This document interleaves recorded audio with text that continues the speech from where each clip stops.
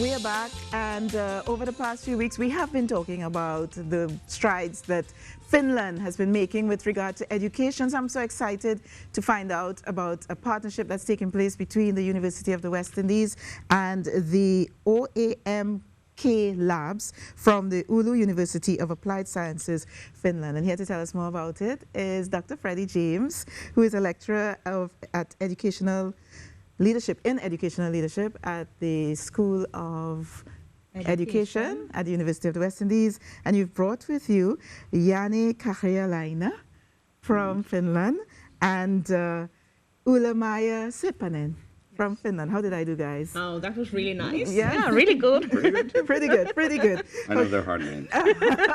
So wonderful to have you all in Trinidad and Tobago. Again, I think you were here before. Yeah. Yes? Yeah, about 2 years ago. About Yeah. 2 years Yeah. ago, yes. So I'll start with you, Dr. James, because this partnership between UWI and the Oulu University of Applied Sciences in Finland, tell us about it. Okay, good morning, everyone, and thank you, Lisa, for having us on the show. This partnership really started in 2016, when we went to a team, my colleague Sandra Figaro-Henry and I, and Lisa Wickham, went to a conference in Jyväskylä in Finland, the European Conference of Innovation and Entrepreneurship, to present a paper and a poster. We won the poster competition, by the way, which was good.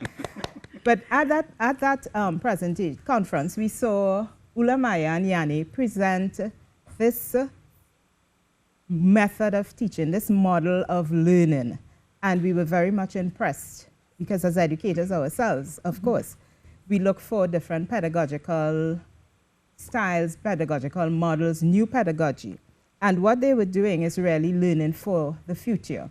So we started a collaboration, and it has been ongoing since. They came to visit us in December of 2017, and during that visit, we acquainted them with the staff, different faculties in the University of the West Indies. Now, I must say that this project really has taken off because of the input of my dean, who is the Dean of the Faculty of Humanities and Education, Dr. Heather Cato, who, when we went to her with the idea, that's Sandra Figaro-Henry and I, she is, of course, a visionary leader, and she saw the potential of it, particularly in terms of what the university's strategic plan has been articulated to be by our Vice Chancellor, Sir Hilary Beckles. And we have 3 keywords that we use in articulating this strategy from 2017 to 2022. Yes. And it's access, agility, and alignment. Access, agility, and alignment. Okay. And this project fits very squarely into it because it would provide access, greater access. Because of the intergenerationality of the project, it means that persons of any age can join the program, and the interdisciplinarity of it as well, because it's across faculties, and it's focused on it's human-centered, so that it's learning for the future. And I would leave it to Jani and Ulla-Maja to tell you a little more about the model. Right. I wanted to dig into the model because I understand that both of you have been working around the world, bringing this sort of knowledge to various institutions around the world. Tell us more about it, Jani. Yeah, so we call our pedagogy a lab-based approach. So lab studio learning. So we do projects. In those projects, we put interdisciplinary groups of people, so people from different fields, to work on a problem and come up with solutions with a human-centered approach. So we use design thinking methods and also agile development methods. And this would be, Ulla-Maja, this would be persons who would have never worked before that you're bringing together in the labs, or possibly that they have worked together? No, basically they are like either students or professionals who are interested of how to develop, how to make their, that kind of products that are needed in the society. So, like Janne was saying, we got the problems from the society, and we are like preaching the university and the real life together. So that's our interest, you know. Yes. Yeah. Because that's so important, because we speak about university being an ivory tower and inaccessible. I like the words access, agility, and what's the third one? Alignment. Alignment with the society, I'm imagining. And the world. And the world, okay. And so this project is set to position Trinidad and Tobago juxtaposed against the rest of the world in terms of competitiveness, and the innovation. university itself, because, you know, we are the University of the West Indies, so we have different campuses. Yes. But the St. Augustine campus would lead with this. And it's fitting because, you know, our principal, Vice Chancellor, Professor Brian Copeland, is really very much into innovation from his own work. Absolutely. And he has articulated it. And he has been actively driving our campus towards innovation and entrepreneurship, and including the business community and other stakeholders.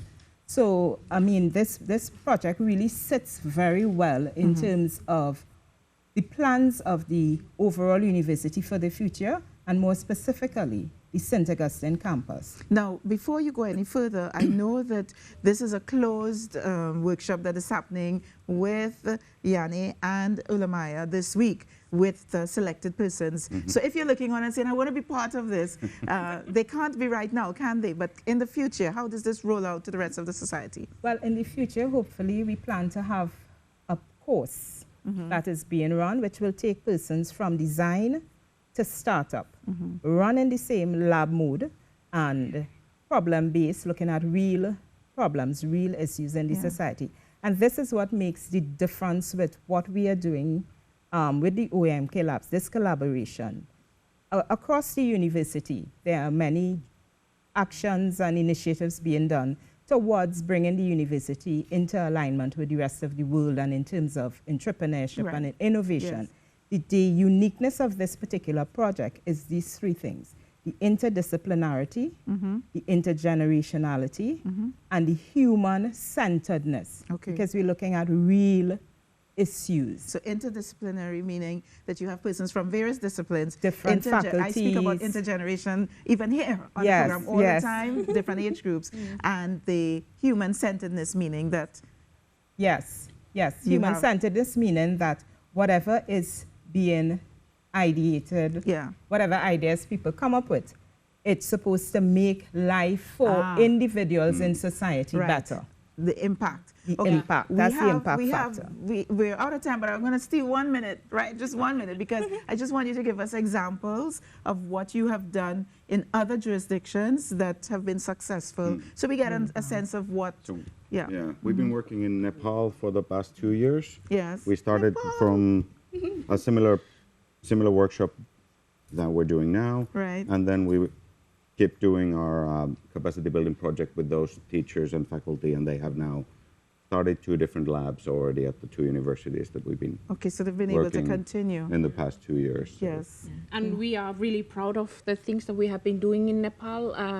We were chosen, that project was chosen to be one part of the World Bank's impact portfolio for young people for their employment and entrepreneurship. So that's one thing that we are really, really proud of. Congratulations, because the word impact is so important now with NGOs and volunteer groups, and now seeping into university. Impact is so important, changing people's lives exactly where they are and going to them to do that. Thank you so much. You know, I got excited when we said Nepal, because just last week we had a young man from Nepal on the show who had been in Trinidad and Tobago for the very first time, you know, so it was very interesting. He went viral, actually. So when we hear Nepal now, we have these warm, fuzzy feelings inside, exactly what you probably have from your project. Thank you very much, Dr. Freddie James, and congratulations on making this happen, because we could just sit and talk about that conference now in a separate interview. And the fact that you can bridge this from the conference to now, that's ideation becoming life and reality.